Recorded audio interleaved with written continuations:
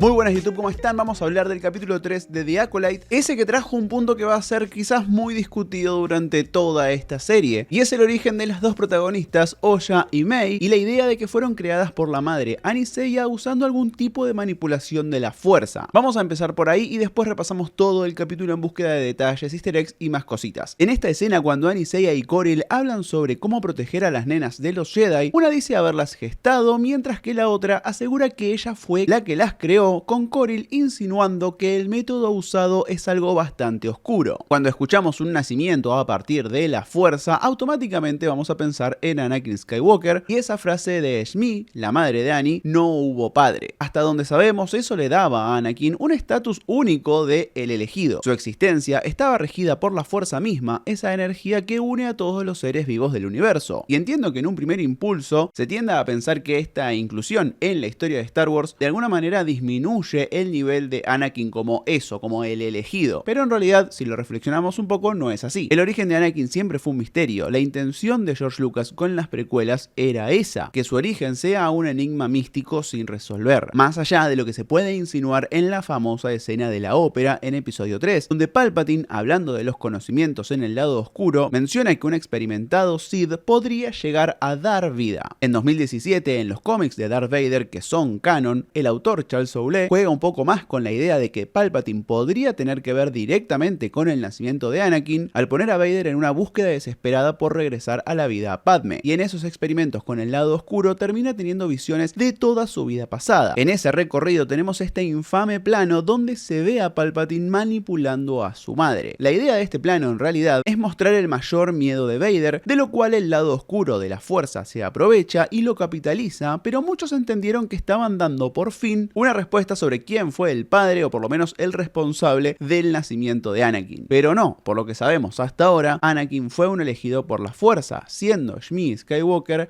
ajena completamente a esa decisión, lo cual es una diferencia abismal con lo que cuenta The Acolyte sobre Aniseiya y sus creaciones Oya y Mei. Y más allá de todo eso, como vemos a lo largo de este tercer episodio, la narración no es completa, sino que la historia se presenta fracturada en distintos puntos de vista, y este primer vistazo a lo ocurrido en Brandok es desde la perspectiva incompleta de Oya. Eso mismo puede suceder con lo que dice Aniseiya. No tenemos en claro qué es lo que implica crearlas para esta madre y qué sacrificios, leyes o incluso tratos con alguien externo a la aquelarre tuvo que hacer para dar vida a estas dos nenas. Es un misterio más que la serie logra instalar para atarnos semana a semana. De la calidad de su resolución va a depender si aterriza bien o mal, pero recién estamos en un tercer episodio de 8 dentro de una historia que es de misterio, así que claramente no vamos a tener todas las respuestas a esta altura. Pero ahora sí vamos al principio del capítulo, que dialoga directamente con el final del mismo. Ambos momentos tienen al árbol de Bunta como protagonista, pero el lugar donde en el inicio fue el de unión entre Oya y Mei, al final la tiene a una de las hermanas en soledad, vulnerable para ser tentada por fuerzas oscuras. En el plano aéreo de Brandok podemos ver que hay un monumento de piedras similar a otros que hemos visto en The Mandalorian y Ahsoka, y es curioso cómo este planeta también tiene uno de estos pozos similar al que vimos en Dagobah en El Imperio Contraataca o en Acto, aquel planeta en The Last Jedi. Esos pozos eran focos de energía oscura y llaman a los sensibles a la fuerza hacia ese lado oscuro. Este planeta, como nos enteramos en este capítulo, no es el natal de este aquelarre de brujas que viene escapándose en búsqueda de un lugar tranquilo para poder vivir. Sin embargo, son conscientes de la existencia de este pozo, como vemos al inicio del ritual. Quizás sea también por eso que hay 4 Jedi apostados en el planeta y no solo sea por la presencia de esas dos posibles Padawans. De hecho, en este capítulo se insinúa que los Jedi son los responsables de que este aquelarre de brujas esté exiliado por la galaxia. Quizás los Jedi estén sospechando sobre el origen oscuro de estas dos niñas y por eso insisten tanto en tenerlas bajo su custodia, para tratar de enseñarles el camino de la luz, entrenándolas para ser Jedi. Nos encontramos con Oya, quien manipula a una suerte de mariposa para inspeccionarla hasta que la suelta, y es Mei quien la retiene con más fuerza hasta que su hermana le pide que la libere. El detalle es que esta mariposa tiene tonalidades azules y rojas, que son los mismos que llevan las dos lunas de este planeta, las cuales son representadas en el logo de la serie y representan a ambas hermanas. Esta mariposa es la unión de ambas, esa unión que va a desaparecer, y por eso si al final ya no está presente. En esta conversación, Oya ya demuestra tener dudas respecto a convertirse en bruja, y Mei muestra ese miedo a perder a su hermana. Como sabemos, el miedo es un camino al lado oscuro.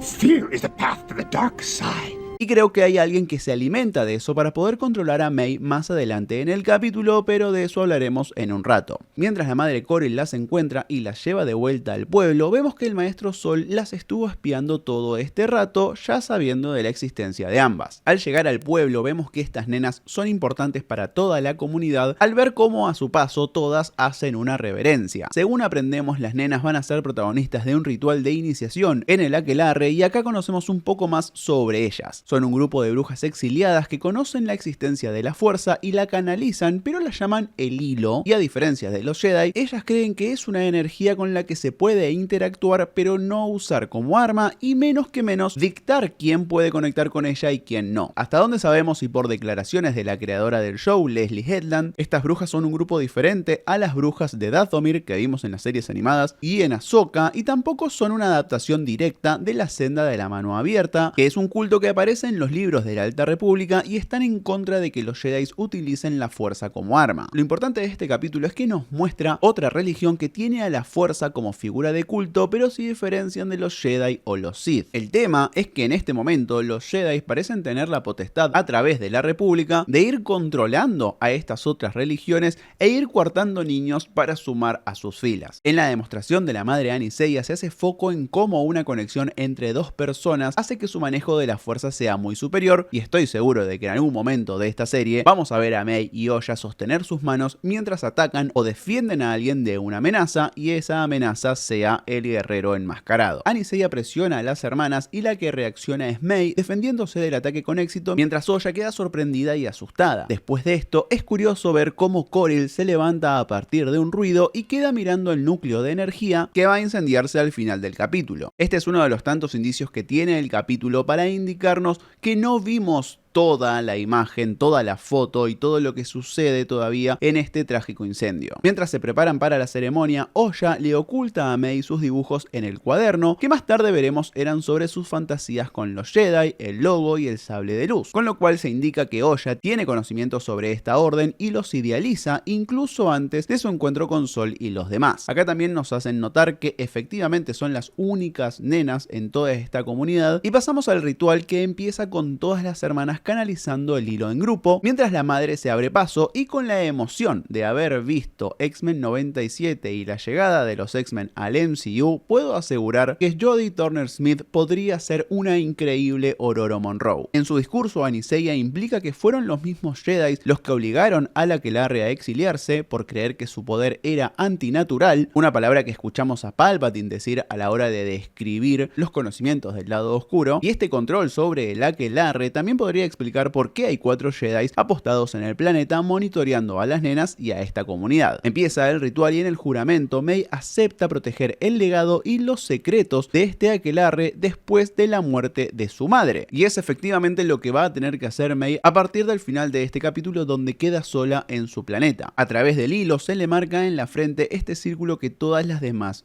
llevan, con lo cual podríamos volver a la primera escena de la serie cuando Indara ve la marca y se sorprende porque hasta ese momento la creía muerta. Llega al punto de máxima tensión cuando los Jedi se hacen presentes y tratan de convencer a las nenas de hacer la prueba para entrar a la academia. Indara pregunta por el padre de ambas y Anis Seiya dice que no tienen padre, como la escuchamos a Shmi decir en episodio 1 sobre Anakin. There was no father. A pesar de haber ordenado nada de violencia, Anis Seiya parece decidir controlar al joven Padawan Torvin después de que Sol se acerque a Oya convenciéndola. Esta demostración de fuerza parece estar ligada al lado oscuro, pero por otro lado, este capítulo nos mostró que la Aquelarre tiene su propia organización y su propia cultura, sin un objetivo de dominación total o destrucción, simplemente se rigen por otros mandatos. La situación desescala cuando Anis Seiya accede a que las chicas tomen la prueba y en la discusión con sus consejeras decide pedirle a las nenas que mientan en el test, así no lo pasan y así poder evitar matar a estos 4 Jedi para que se queden con ellas. A la mañana siguiente las brujas llegan al campamento Jedi y mientras la expresión de Mei es de cautela y rechazo, la de Oya es de fascinación al ver la nave de los caballeros. Inmediatamente Oya se interesa porque el Naka mientras está arreglando su speeder, lo que nos adelanta el interés de Oya por la mecánica, y Mei no tiene dudas en mentir para fallar la prueba. Torvin le saca una muestra de sangre a Oya para medir los midichlorians, así como lo hizo Qui-Gon con Anakin en episodio 1, y tenemos la misma prueba que Windu le hace a Annie al llegar a Coruscant. Oya intenta mentir, pero Sol la engaña para que salte con la verdad, y acá es increíble cómo Sol parece hablar desde la honestidad al contarle su historia, pero como todo el capítulo lo vimos desde la perspectiva del aquelarre de brujas, es difícil no pensar en Sol como una especie de flautista de Hamelin encantando niños con fantasía. Oya entonces deja de mentir y pasa a la prueba, y al volver a su casa, Anisaiya parece entender a su hija y su decisión, quien le pregunta si la va a volver a ver, algo que no suena porque lo escuchamos acá.